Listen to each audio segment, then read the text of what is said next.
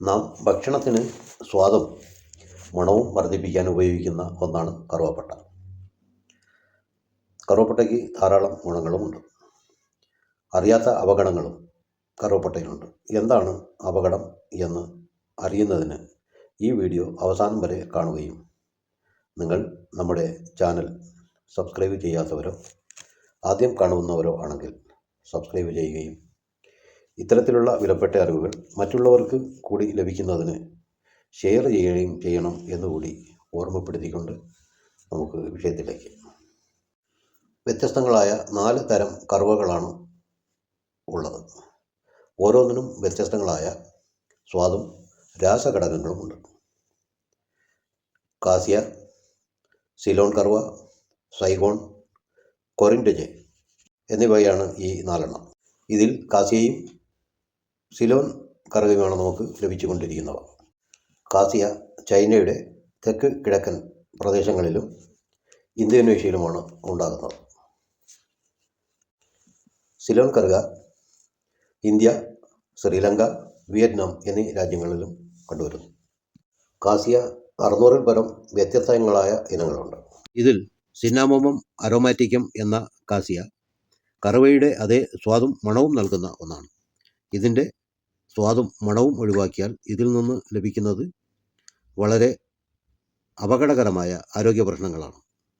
മണവും സ്വാദും കൊണ്ട് ഏതാണ് കാസിയെന്നോ ഏതാണ് കറുവയെന്നോ നമ്മൾ തിരിച്ചറിയാതെയാണ് ഇത് വാങ്ങി ഉപയോഗിക്കുന്നത്. ഇവകൾ തിരിച്ചറിയാനുള്ള ലളിതമായ മാർഗം: കറുവപ്പട്ട കടുത്ത തവിട്ട് നിറവും പുറംതൊലി മിനുസമുള്ളതും കനം കുറഞ്ഞതും ലോലമായ മധുരം ഉള്ളതുമാണ്. ഇതിൻ്റെ മധുരം കൊണ്ട് തന്നെ ഹിന്ദിയിൽ ഇതിനെ ലാൽചീനി എന്നവർ പറയുന്നു. കാസിയുടെ പുറംതൊലി പരുക്കനായതും കട്ടിയുള്ളതുമാണ്. മാത്രമല്ല ഇതിൻ്റെ നിറം ചുവപ്പ് കലർന്ന തവിട്ട് നിറവും കടുപ്പമേറിയ കയ്പുരസവുമാണ് ഇതിനുള്ളത്. കാസിയെ തിരിച്ചറിയാനുള്ള മറ്റൊരു മാർഗമാണ് കാസിയുടെ പുറംതൊലി നീക്കി ഒരു സിഗരറ്റിൻ്റെ രൂപത്തിൽ ചുരുളുകളായി ലഭിക്കുന്നത് കാസിയയാണ്, കറുവയല്ല.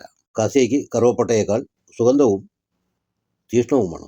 കാസിയ ഉപയോഗിക്കുന്നത് കൊണ്ടുള്ള അപകടങ്ങളെക്കുറിച്ച് തുടർന്ന് കേൾക്കാം.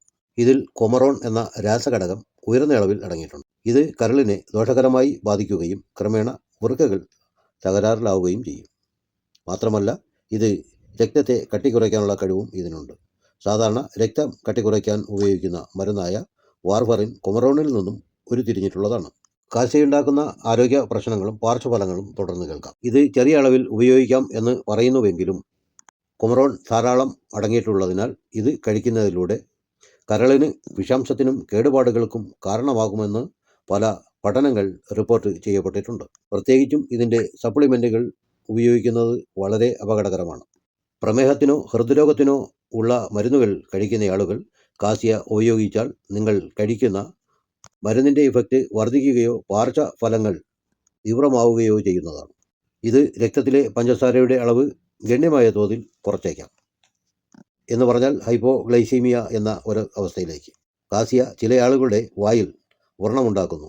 ഇതിൽ അടങ്ങിയിട്ടുള്ള സിന്നമാൾ ഡിഹൈഡ് എന്ന രാസഘടകമാണ് ഈ പാർശ്വഫലത്തിന് കാരണമാകുന്നത്. വായയിലുണ്ടാകുന്ന വ്രണങ്ങൾക്ക് പുറമെ അലർജിയുടെ മറ്റ് ലക്ഷണങ്ങളായ മോണയിലോ നാവിലോ ഉണ്ടാകുന്ന വീക്കം, കത്തുന്ന പോലെ അനുഭവപ്പെടുന്ന ചൊറിച്ചിൽ, വായിൽ വെളുത്ത പാടുകൾ ഉണ്ടാവുക, ഈ ലക്ഷണങ്ങൾ ഗുരുതരമല്ല എങ്കിലും അസ്വസ്ഥതകൾക്ക് കാരണമാകുന്നു.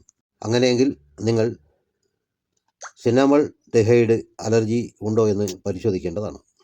കാസിയ ചില ക്യാൻസറുകൾക്കുള്ള സാധ്യത വർദ്ധിപ്പിച്ചേക്കാം. കുമറിൻ എന്ന രാസഘടകം ക്യാൻസറുകൾ അഥവാ ട്യൂമറുകൾക്ക് കാരണമായേക്കാം. മൃഗങ്ങളിൽ നടത്തിയിട്ടുള്ള പഠനങ്ങളെ അടിസ്ഥാനമാക്കി ഈ ഒരവസ്ഥ തെളിയിക്കപ്പെട്ടിട്ടുണ്ട്. ഉയർന്ന സാന്ദ്രതയുള്ള ജെറമൗണ്ട് കുമറിൻ കഴിക്കുന്നതുമായി ബന്ധപ്പെട്ട അപകട സാധ്യത എടുത്തു കാണിക്കുന്നു. എപ്പോഴും സപ്ലിമെൻറ്റുകളുടെ ഉപയോഗം ഒഴിവാക്കുക.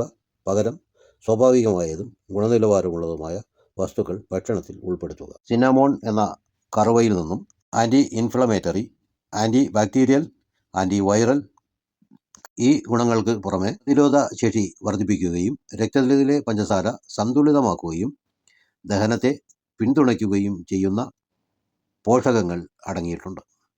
കരളിന് കേടുപാടുകൾ സംഭവിക്കാതിരിക്കാൻ എപ്പോഴും കറുവപ്പട്ട തിരഞ്ഞെടുക്കുക.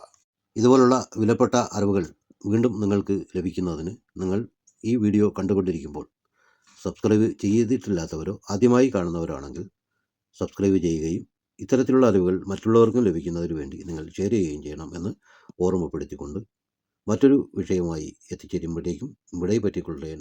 നന്ദി.